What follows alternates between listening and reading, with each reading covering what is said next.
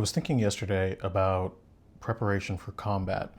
I don't mean real combat in the sense of fisticuffs being thrown or people attacking each other. I mean a type of combat that you can expect in a daily situation of living life, the ins and outs of running into other people, into situations, the types of things that catch you off guard, but you know that you could have prepared for, that you could have had a better fighting chance, perhaps. These combat situations might look like daily financial shocks, spending more money than you expected at a cafe or at a grocery store, just having set up a budget and not being able to stick to it, lifting or running. Uh, I wrote here a person or from there to safe. So if it starts raining, for example, and you need to sprint 45 meters to get out of the rain, to get under some awning of sorts, if you don't have an umbrella, is your body able to do that? Lifting, are you able to pick yourself up if you fall down? Are you able to pick someone else up if they fall down? Difficult, uncomfortable conversation.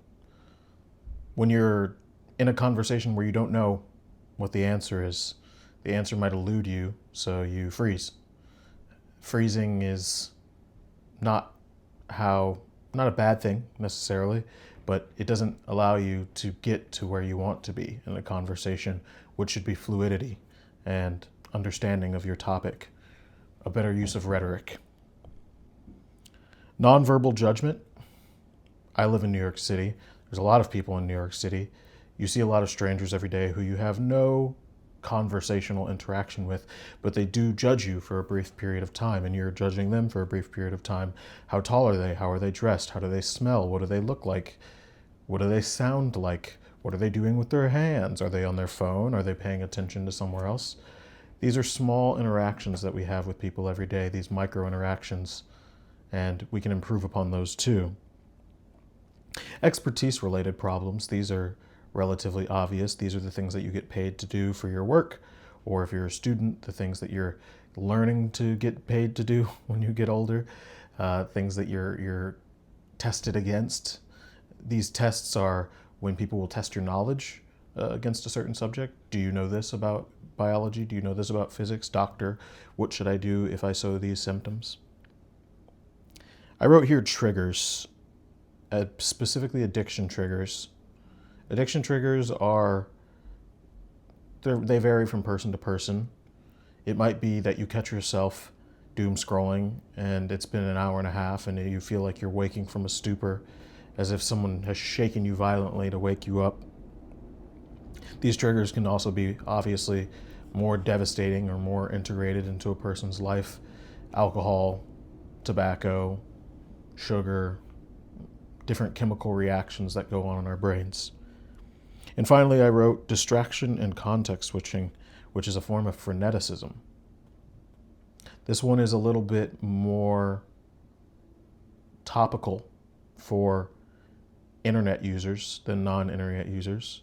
It is the inability to be bored, to be able to sit with oneself and to grapple with the ideas that one cares about. I wrote all these down, and I wrote down some core skills, but it really boils down to creating preparedness plans, studying. So I want to visit some ideas from books that I've just been reading that resonated with me in this context as well. From East of Eden, you can boast about anything if it's all you have.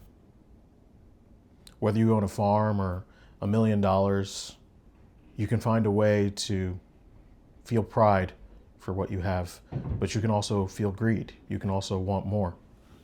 Humans are necessarily greedy. We walk a hedonic treadmill where we feel that enough is never enough, and we always push on to the next thing. We teach and practice what we were taught, and sometimes these methods are diametrically opposed. This is from existential counseling. This is interesting because, again, this idea of preparedness almost collapses against this idea of you can only be prepared of what you know or what you were taught. Sometimes we lean too heavily on what we know. We expect that what we know will give us all the answers. You must name a thing to understand it. This was also from East of Eden. This is in line with the last one. When you find something in the world, you understand it better if you know its true name, if you know what it's meant to do, what you're meant to do around it. Due to the nature of specialization, we live in a world where we often don't know the names of things. Things are black boxed, or they're turned into SaaS products, or they're converted into an abstraction, obfuscation layer that has no engagement to the core name or the function of a thing. And while we shouldn't necessarily seek to understand the function of everything, we should know the names of the things that we engage with on a daily basis. This is from Malcolm X. At the time of his death threats, A Life of Reinvention, at the time of his death threats really picking up from the NOI, when he returned from Africa the last time in his life, they wouldn't touch him in Africa because that would go too far against Orthodox Islam. He would do his rallies and have his guards be unarmed. This seems like a thing that a suicidal person would do, or somebody who is unconcerned with the length of their life. In a previous video, I mentioned that Malcolm, at this point in his life, was more focused on results and promoting Pan-Africanism than protecting his own life. Perhaps his death was a passion play to himself. Dressing poorly as a badge of honor in Silicon Valley. This is from Amatora. Earlier, I just said that you have to deal with a bunch of nonverbal judgments from people. One of the easiest nonverbal judgment things to improve upon outside of cleanliness is our grooming, how we purport ourselves, how we carry ourselves. These are things that take work and effort and take some amount of awareness, but they are also changeable. They're workable. From Existential Counseling again. For a therapy to work, a client must accept the basic assumptions of the therapy that they are about to undergo. If you're trying to come up with a plan, if you're trying to prepare for a daily combat, you must accept the world as it is. You can't view it through a particular lens where you think that it would be easier if the world were like this. The world is the way it is. We can only control our responses to it, our reactions to it, and how we functionally choose to operate inside of this world. You must accept the basic assumptions if you want any system to work. Keep studying until you reach the end of knowledge. This is from Amatora. The Japanese culture of take IV was almost desperate in a way to understand the American college campus culture, to dress like them, to make sure that all the rules were being followed directly, that readers of Men's Club in Tokyo would be able to not only buy the right pieces, but wear them correctly and match a lifestyle that would fit the Ivy Northeastern American lifestyle. This level of humility, this level of studying until you reach the end of knowledge is necessary to be able to grow as a person. If your identity becomes too caught up in being worried about being cringe or being seen as someone who's afraid of messing up, afraid of trying new things, afraid of doing things that could allow you to become a more prepared person, then you need to keep studying. You need to come up with study plans. You need to think more deeply about what you need to know and where you are. The final one is that there is no reason to ban books. No one wanted to read one anyway. This is from this isn't from Existential Counseling.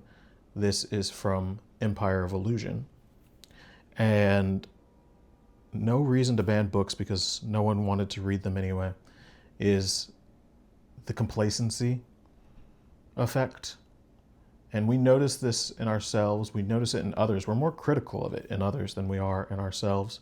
Because when we turn it on ourselves, it becomes this self-eating dog of judgment where our own weakness doesn't allow us to improve, but then we can commentate on our own weakness and feel weaker, and it creates this vicious cycle. So it's easier just to point out other people's weaknesses. It's easier to point out other people's flaws.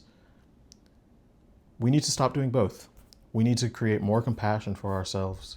We need to create more aware study plans that actually mean something in reality. We need to read books. This is a channel about books. We don't need to worry about books being banned by any tyrannical government. We need to worry that literate people don't and choose to read books on their own. Have a good one.